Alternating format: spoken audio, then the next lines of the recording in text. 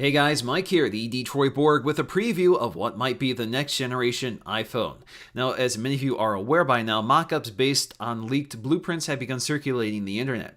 Case manufacturers are using these to develop their accessories ahead of the next iPhone's launch. These by no means confirm the design or materials used in the final product, but should give us a good idea of the rough dimensions of the next iPhone. Now, the biggest and most obvious change here is the larger display, which is rumored to jump from 4 inches to 4.7 inches. It's believed this larger display will have a resolution of 1704 by 960 to retain a 326 ppi pixel density. This is only the second time in the iPhone's history that the screen has increased in size, and this is by far the biggest jump yet.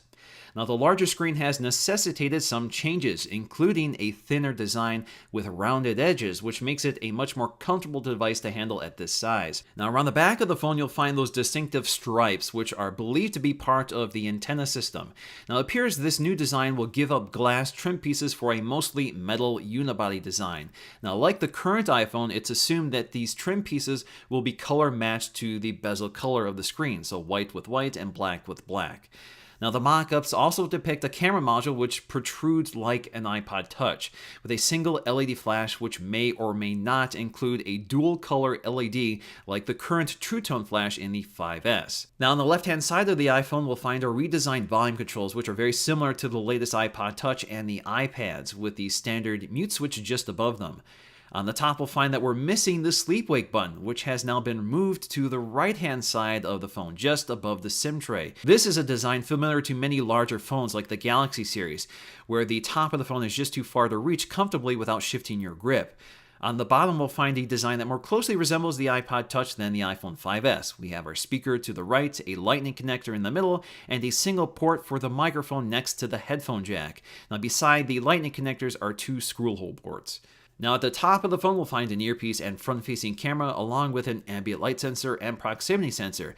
There's also believed to be a new sensor or LED light, which is not depicted in this mock-up. The home button also retains the Touch ID feature and appears to be about the same size. Now, the 4.7-inch screen size is still on the small side, especially if you compare it to the other popular flagship phones, such as the 5.2-inch Sony Z2, the 5.1-inch Galaxy S5, and the 5-inch HTC One M8, which are also supported higher resolution 1080p displays than the rumored iPhone's 4.7-inch display.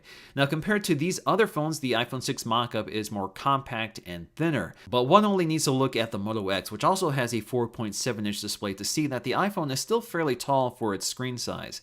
The iPhone 6 is still by far the thinnest phone here, even thinner than the Xperia Z2 and much thinner than the relatively chunky HTC One M8 and the GS5, while still retaining its narrow design, which bests most of the phones here. Now, while it's very similar in design, it's not as thin as the iPod Touch, but it's pretty close, so it kind of fulfills the fantasy that many of us had of having an iPhone as thin as the iPod Touch. Now, personally, I find that the phone is still comfortable to handle one-handed thanks to its thin design with those rounded edges, so I'm pretty excited to finally get my hands on an iPhone that's relatively close to the size of larger smartphones today. I'm a little disappointed that the screen resolution may not be as high as those other phones, and we still have a single speaker instead of a stereo speaker like we have on the HTC One M8. But I'm really looking forward to the size increase here. So what do you guys think of this design? Do you think it's fake? Do you think it's legitimate? If it is legitimate, what do you think? Is it too big, too small? Please let me know in the comment section below. So that's going to do for me in this video. Thanks for watching, and I'll see you again in the next one.